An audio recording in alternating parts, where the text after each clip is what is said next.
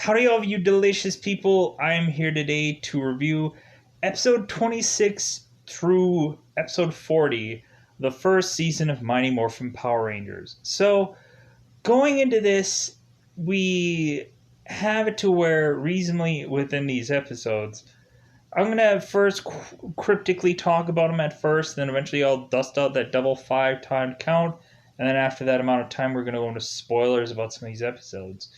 So, really, a very cryptic like variation of this.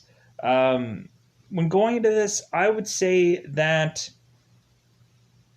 I really just liked these episodes based on the story of them. Basically, I really liked a lot of the stuff that Bulk was doing. Of course, the real name person was, of course, Paul, but yeah, the character who was Bulk. Yeah, I really liked a lot of the stuff that he was doing in these episodes. They were really fun episodes. And at least it was episodes where Bulk or Skull didn't end up seemingly like man, they have to like get smacked with pies, or they have to like seemingly do things that it seems to be at some point to like get them hurt or injured or whatever, or have to like chop through stuff or whatever. Anyways, so going into this, yeah, like there are several times where I just get concerned consistently, where it's like, man, did like Bulk and Skull ever get injured on the show? Because you would think that for how many numerous times that they had to clock themselves into things, that eventually they would have gotten injured. Or anybody else probably on the show probably at some point probably did get hurt, literally or legitimately. So, anyways, going into this, yeah, there was a lot of fun, interesting moments going on with them doing some fun things in this show recently. Like, I kind of liked the documentary episode that they went into. That was kind of fun. Uh, Ultimately, there were some villains that were kind of fun. Like the Cyclops episode was kind of fun.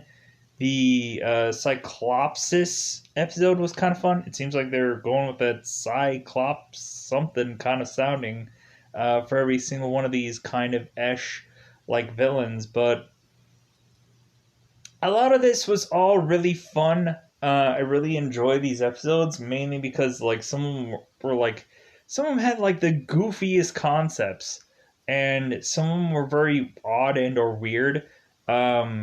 And a lot of them I think were too story heavy, but because when once you got to the Morphin part and the parts where they would like fight the monster, like it kind of felt that like yeah, but what else is on? Because reasonably, when looking at it, it's like it's either reused footage or basically it's just like the morphing parts aren't exciting as the actual parts where you're having it to be this like the story is so overpowering to the actual Power Ranger part that reasonably that's all that you'll remember.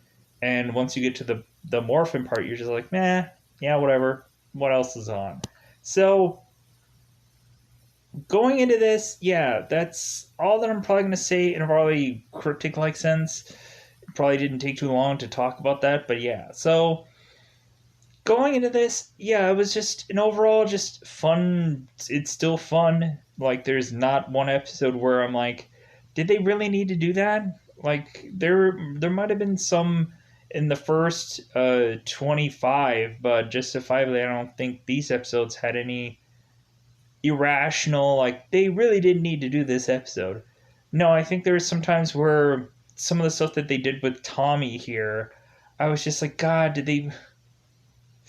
God, Jason David Frank's character through this Green Ranger run was just so awful to me when looking at it and looking at it now. I'm like, God, this guy, like, he is like his story was the best thing going into Mighty Morphin Power Rangers, period.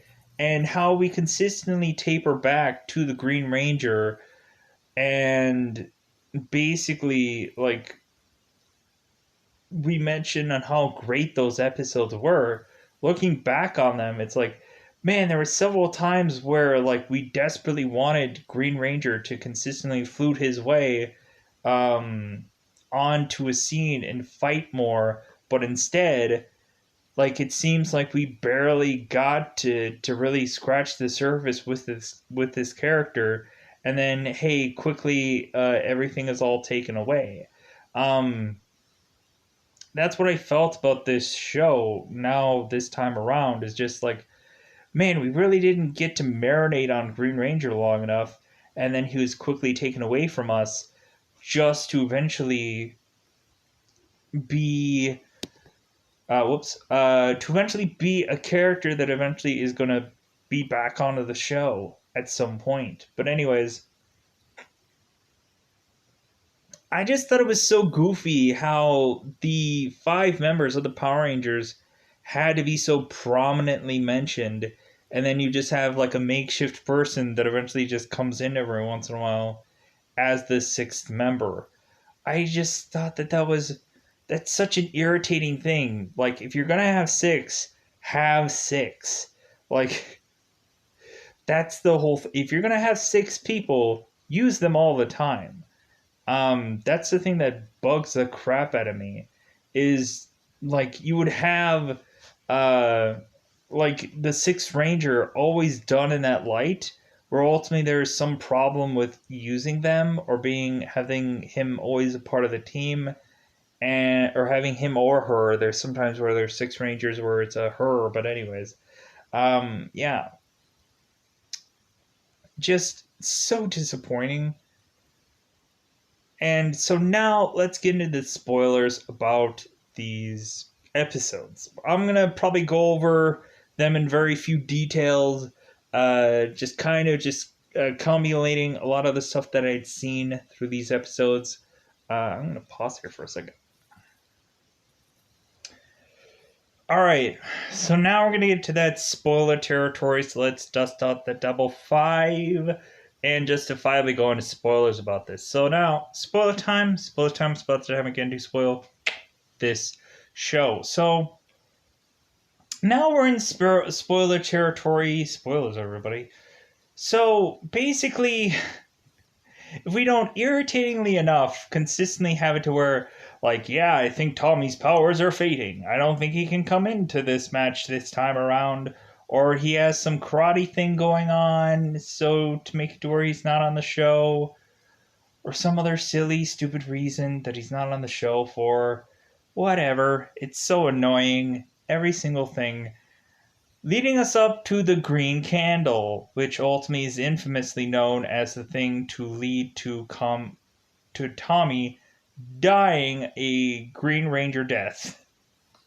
Meaning that ultimately Tommy has to give up his power to Jason so Jason can have the the dragon sword shield thing and the dagger, which ultimately I'm like, okay, why did they have to give his stuff to someone else? Was it just the fact that they wanted to keep the Dragon Zord and everything like that around? Like was it just the fact that like they knew that this stuff was really successful so they didn't want to give it up right away? I don't know. But if anything, yeah, like the big thing is that Jason had these dragon powers and stuff like that. And so everybody was kind of excited about that because some people who were Jason fans were probably like, "Ooh, yeah, this is kind of interesting." So you get kind of dual weapons with Jason's sword and the dragon dagger at the same time, and then you would also get the dragon shield at some point coming in, which a lot of people were thinking like, why is it that just Jason got it? Couldn't have anybody have gotten it? Which I think they kind of retconned it to be that a lot of other people might have gotten the shield at some point in time, or maybe everyone did, whichever. Anyways, so going into this, we have the Green Candle story, and we ultimately have it to where Jason was forcibly going into the place of which he had gone before to desperately try to get the green candle. Because ultimately he had been there previously when Green Ranger was being a thing, so now he came back there to try to get the candle, but ultimately Goldar wasn't letting him do it, or wasn't letting him get to the candle, and then Zack had to pull him out of that whole dimensional thing to get them to morph and then fight the monster of that week. So some interesting Ash-like episodes going on into this whole thing. Besides Tommy Green Ranger No More, we really had some episodes where Tommy was fighting with Bulk to get some karate commercial, and of course Tommy did get it, and Bulk was very much trying to get the part, and he was trying to work on like his tan and everything like that to look good for this audition, which I thought was kind of funny, or was kind of fun. We ultimately had a episode where Zack was training some kid for some karate contest, which he had to leave for, and Bulk was training his little protege, which I thought was kind of like, it was really fun. Those episodes were really fun. Anyways, there were some interesting like villains. We had a Cyclops villain that ultimately could replicate and ultimately replicate certain Zords. So ultimately, like the Power Rangers were like, "Hey, are we fighting the Dragon Zord? No, you're fighting the Cyclops-looking character that ultimately just could mimic a lot of things." We ultimately had Cyclopsis, who ultimately was pushing the Rangers over the edge of having to uh, kind of deplete a lot of their Zord power. And ultimately, Goldar was in this monsterish like Zord thing and put in the boots to the Rangers. And so we start to see like arms and stuff falling off this Zord, and I thought that was really fun. Um, that you like show the Power Rangers like basically having to get defeated, and then ultimately having to save up their energy of their Zords to come back out just to get defeated again, but then eventually having to eventually learn that they needed to combine a bunch of other Zords together to beat this guy again, or try to, and eventually they did. Uh, really, through a lot of the episodes, there was a whole episode about a spinning wheel that ultimately Bulk accidentally broke. Tommy tried to fix it, and then eventually the like they did a whole entire monster thing about the spinning wheel. I thought that was weird. Basically, there was an entire episode about cloned Power Rangers that pulled a prank on the principal, and the kids were put in detention. I thought that was the stupidest episode. And plus, like, once they got in detention, like, they needed to beat the evil Power Rangers, so they had to morph out of detention, but ultimately Bulk and Skull was in detention. So they basically, what they had to do was they had to tell Bulk and Skull to close their eyes and count to 1,000,000,000, I guess. And they morphed out, and then Bulk and Skull were looking and couldn't find them. But then, like, eventually, once, like, the Power Rangers quickly as possible try to fight their doppelgangers, and then they ended up coming back to class right at the perfect time, and this and that. So I didn't like that episode. If anything, that episode was kind of, it was too goofy to me. I don't like the whole like evil cloned episode. Like, I guess it could be interesting to have evil rangers, but when looking at it, I'm like, yeah, evil rangers. I don't know. It has to be if you're gonna do evil Rangers, like I know Lightspeed Rescue did the whole like clone or cyborg Power Rangers, and I know Power Rangers in Space did Psycho Rangers. What a show! I still need to want to watch that show, that episode, because I don't remember it at all. Yeah, Psycho Rangers I think is actually a good way to do evil Rangers. I think it's stupid to do like, oh, you just have like evil clone Ash like Rangers. I don't care. Ultimately, we got super putties or whatever, like more difficult Ash like putties to. I don't get this at all. I'm sorry. It's like, what? More difficult putties? More so than. Like, I guess it was just to say, like, hey, we're going to try to make these putties look different and barely any different, but still different nonetheless. But they weren't exactly much more powerful. It's not like you couldn't kick them 800 times and then they went away.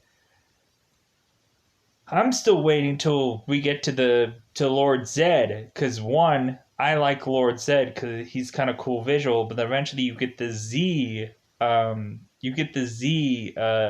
putties that you have to hit them right perfectly in the chest, and then they die. I always thought that was a cool thing when I got the toy. The toy was awesome. Man, you could hit the thing perfectly in the one symbol, and all the arms and legs would just fly out of the action figure. God, was that action figure cool. Like, to hit that thing every single time, and every single time the limbs would come off that thing.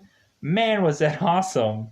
Man, that's the one great thing about a memory of when I was a kid, just having an action figure where you would like lose limbs for stuff, but then eventually at some point I think probably the problem with that was is that eventually I think I lost probably some of the limbs. So yeah, eventually it just kind of rendered that action figure moot, because reasonably eventually you lose the limbs and then you don't have the action figure anymore.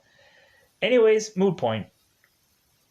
So we also have, because yeah, Kimberly was doing a play in one episode, and that's where that whole wheel thing came in.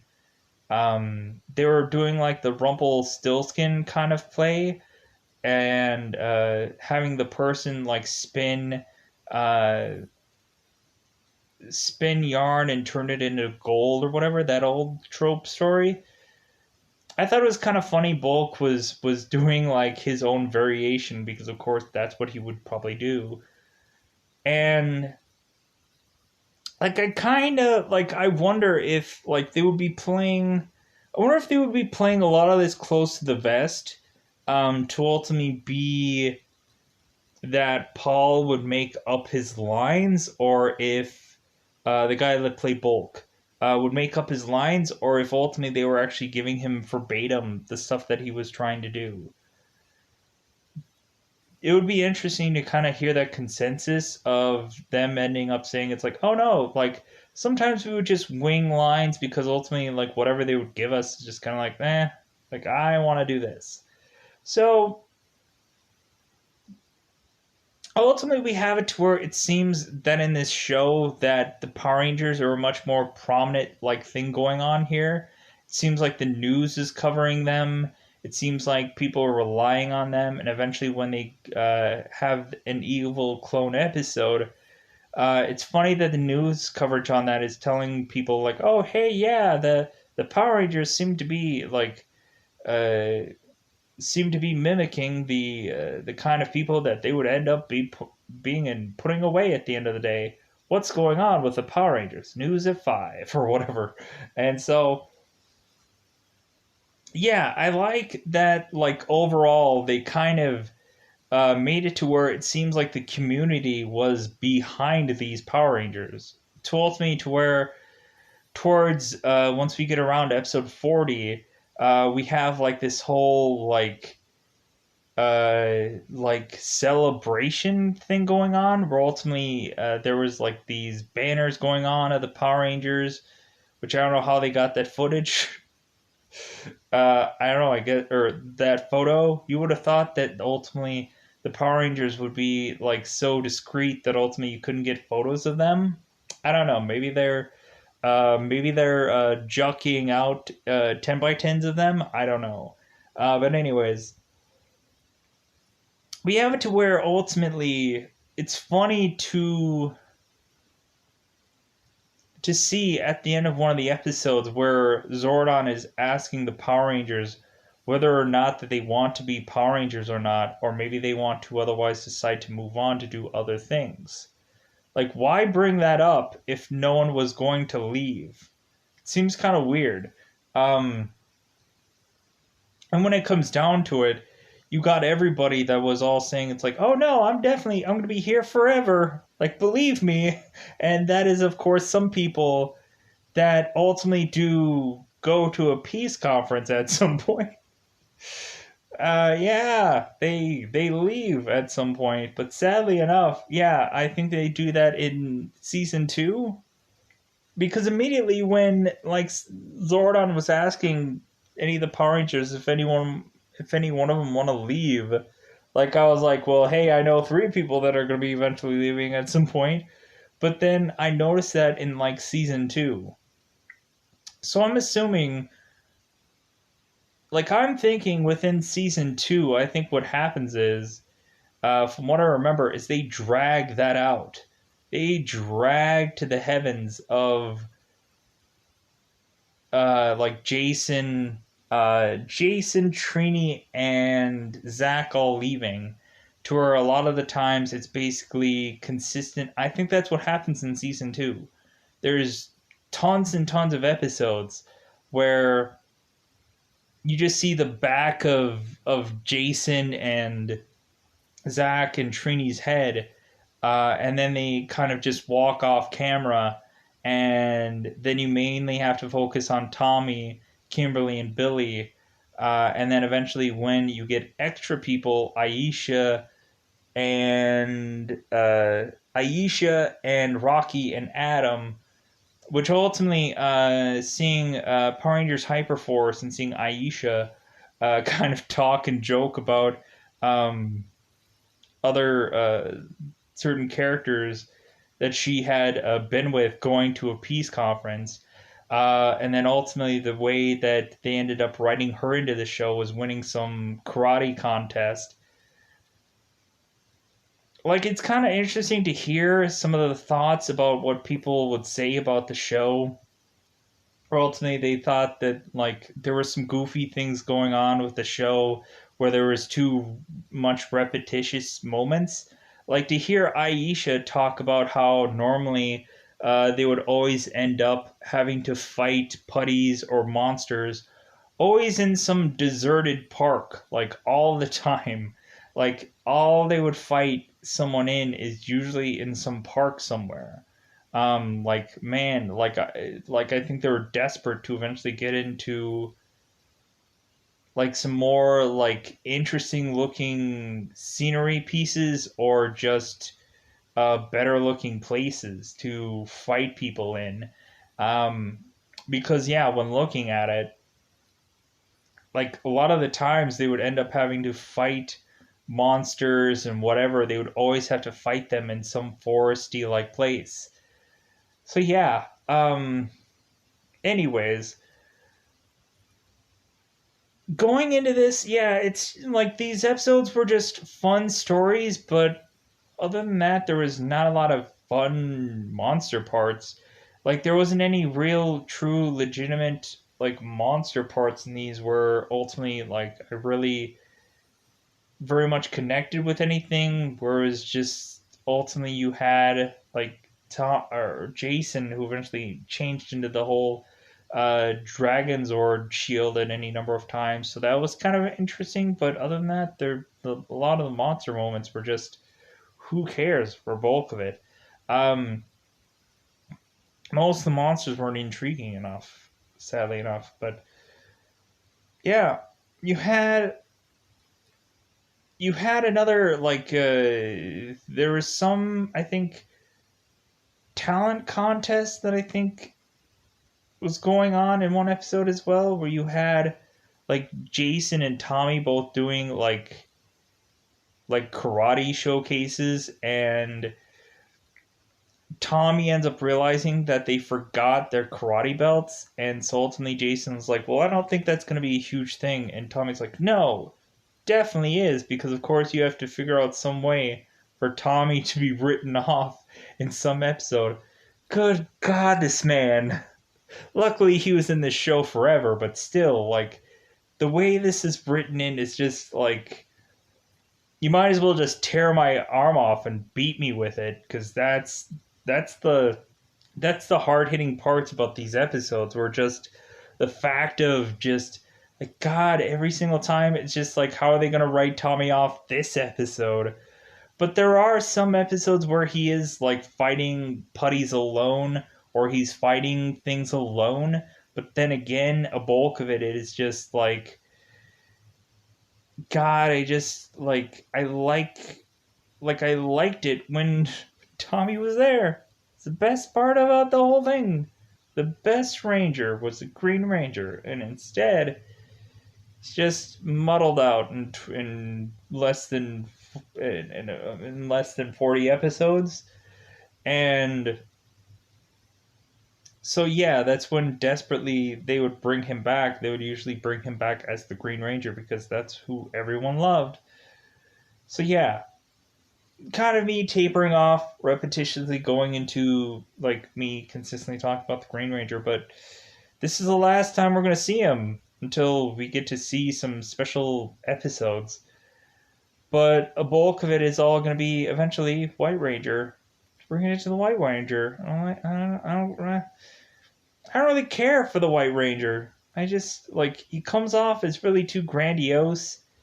And then, like, it seems like the White Ranger with his white Tiger Zord or whatever, it just seems like he's just clocking everybody. It's like, hey, like, if the other Power Rangers can't take him down, the White Ranger's going to. Because that's when we get Rocky, Aisha, and Adam. And eventually, we get some good times had by all. But anyways, I'm going to just get out of here, because yeah, it's just kind of me talking about every a couple episodes and this and that, kind of talking about some generic things and stuff like that. So yeah, you have, like, Goldar, who eventually gets into his own Zord, Cyclopsis, and eventually tearing down some of the Zords, to where you ultimately have to desperately recharge, which I thought was kind of interesting. But then eventually we just figure out, it's like, well, if you would only just go into that one other the other one Zord that is like the God, what is it? The white Zord, the one Zord that has the really long stretching neck thing. Zord, I don't know what that one was called. Ultimately, I'm sure. Let's Google it. I'm gonna pause here. We're gonna get to the bottom of this. Titanus. Sounds like a made up name. Does. It sounds like a made up name. It's probably a real dinosaur, but it just sounds like a made up Zord name. But ultimately, they're just like, yeah, let's just make up this name. But it probably really is an actual dinosaur that probably has that name. But, like, still, to me, like, I never really cared about Titanus, because ultimately, like, it didn't show up very much. And plus, like, reasonably, basically, when that Zord would come up, it would just be like, okay, well, clearly here's now the end of the show. Basically, they're just going to blast their way through something and then kill it, and then Dunzo. That's what Titanus usually was. I wish that Titanus would have had, like, a really actually solid build to where maybe Titanus would just do its own thing and then just take down somebody. But instead, like, it would just be used to just, like, okay, hey, yeah, like, the Power Rangers all toss their Zords all together, and that didn't work. So let's just throw in Titanus, get the Megazord onto Titanus, and blast and kill this whole thing, and Dunzo. Yeah. Anyways, yeah, I think that's all I want to say about this episode. Yeah, I had to kind of figure out what was Titanus. So, anyways, I'm gonna get out of here. Yeah, like these, like for a bulk of these recapping now, these 40 episodes were really fun. There wasn't any episodes that I thought were just really clunkers. Um, really, like it was also funny the one episode where like Tommy had to try to desperately ask out Kimberly, and like funny enough they ended up kissing in the episode, and then Tommy is like, well, I guess it's gonna be easy now to ask you out to the dance, because ultimately like Tommy went to Zach and was like, yeah, I really want to ask Kimberly out, but I don't know how it's gonna work, I don't know how it's gonna go. And so Tommy was trying to ask her out, but he like couldn't get up the nerve, and so eventually like Kimberly ends up kissing Tommy, and then ultimately like he's like, well, I guess I can easily ask you out to the dance. But then I think that's right around the same time when he lost his powers. So I guess he was just like, well, hey, what is the point of like me going and asking you out to dance when recently like I'm not a Power Ranger anymore and I just don't feel a part of the team. And so he just kind of ghosted and leaves, just to show up eventually once they have the whole culmination of like everybody on the crowd going like, oh yeah, hey look, it's Power Rangers. And so ultimately like Tommy Tommy is mentioning how great the Power Rangers are, and like that's how they kind of end the episode, was just a quick guest appearance of Tommy. um yeah, sure, okay. But anyways, yeah, that's all I wanted to say. I took 30 some odd minutes to do so. But anyways, I had fun with these episodes, so hopefully people will have fun with this review. At the end of the day, I'm going to say goodbye, everybody. Bye, everybody.